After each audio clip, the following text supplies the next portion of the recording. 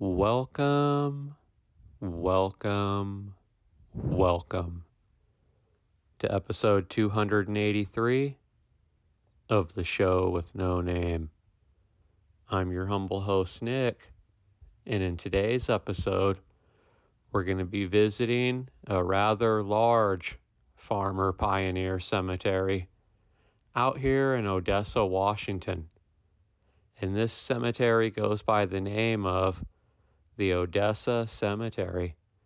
And I have a lot of people to talk about in this cemetery in this episode today. So let's get into this. Something that was really cool about the Odessa Cemetery out here in Odessa, Washington, was that it has an old tank out here that you'll see later on towards the end of the episode. And it's a memorial to all of the soldiers from the area that have fallen in battle or served in battle in the various wars throughout the United States history. I'm going to start this episode off today talking about Adam Barthélemy. He was born on February 25th, 1881 in Russia. He would marry his wife Catherine in the year 1900.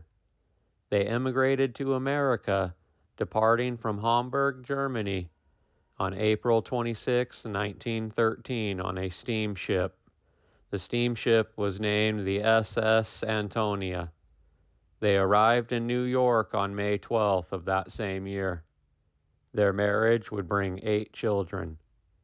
Adam would pass away at the age of 61 on November 3rd, 1942.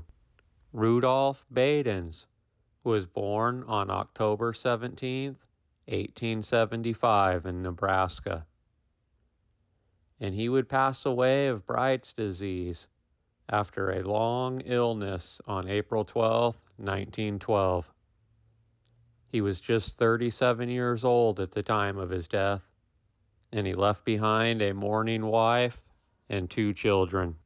Elsie Chapman was born on February 27, 1865, in Illinois, and she would pass away from tuberculosis on February 3rd, 1909, in Odessa, Washington, after an illness lasting over 2 years, and after being unable to leave her bed for 4 months.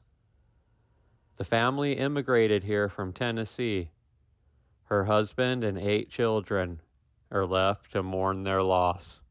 This is an early photo of her and her husband and one of her older children. Private First Class Howard Henry Durr was born on a farm in Odessa, Washington on June 6, 1920. He served in the field artillery and he was killed in action in France during World War II on November 20th, 1944. He was just 24 years old.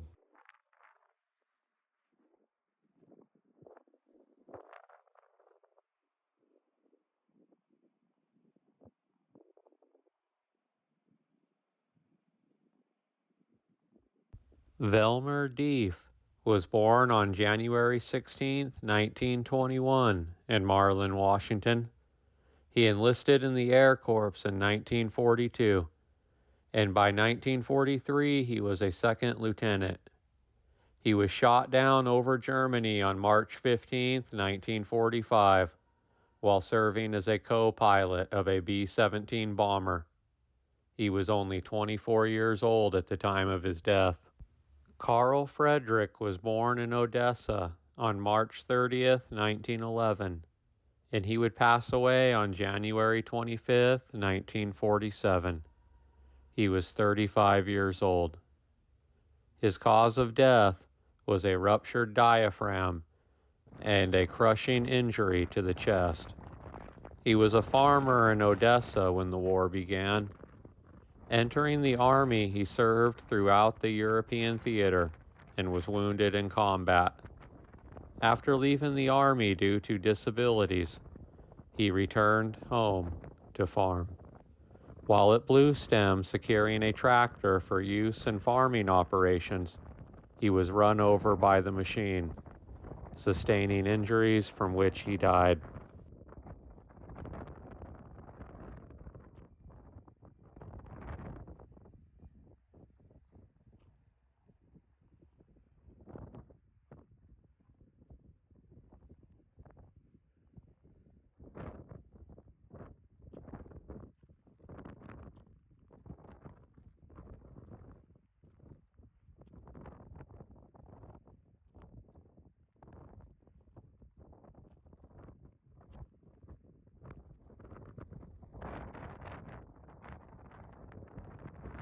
Anna Frederick was born on December 20th, 1901, and she would pass away at the young age of 16 on November 20th, 1918.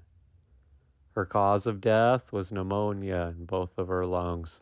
Loren Harold Herman was born on October 12th, 1908.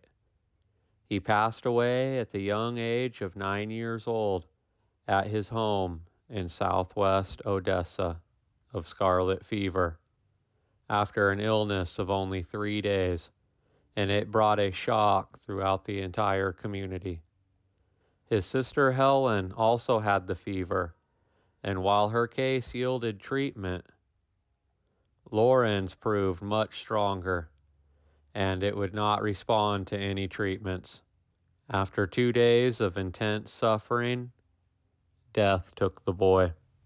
And these kind of things were quite common out here for the old pioneer farmers in Washington state. A lot of children just didn't make it back in these times due to many reasons. Lack of medical technology, and I'm sure the weather too. Like I've said in many episodes past, being out here in Washington state before the grid was built must have been pretty rough for a lot of people.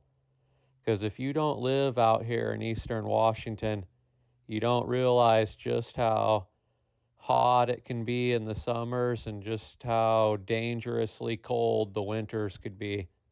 So I couldn't imagine being out here in a little shack during a rough winter in the late 1800s or early 1900s, just trying to survive and get through it all. This cemetery has a large amount of infants and young children buried here. To kind of bring my point home on that, I noticed this same trend specifically in the Creston Cemetery as well, and you can check out my Creston episode if you look through my channel. It was just really hard to survive out in these areas, and especially when you had large families, and it just must have been tough on all of them, losing so many children. I'm going to end this episode on a light note, talking about Delora Geis. And she was born on March 31st, 1911 in Odessa, and she lived to be 98 years old, passing away on June 24th, 2009. She was a public school teacher, and this is a picture of her I found from 1938 when she was teaching. I hope you guys enjoy the rest of the walkthrough of Odessa Cemetery out here in Odessa, Washington, an old farmer pioneer town out here in the middle of nowhere. And stay tuned to the end, because I'll give you guys a close-up look at that battle tank that's over there that I think's a pretty cool addition to the cemetery out here. It definitely makes it unique. Well, I'll see you guys next time. Thank you.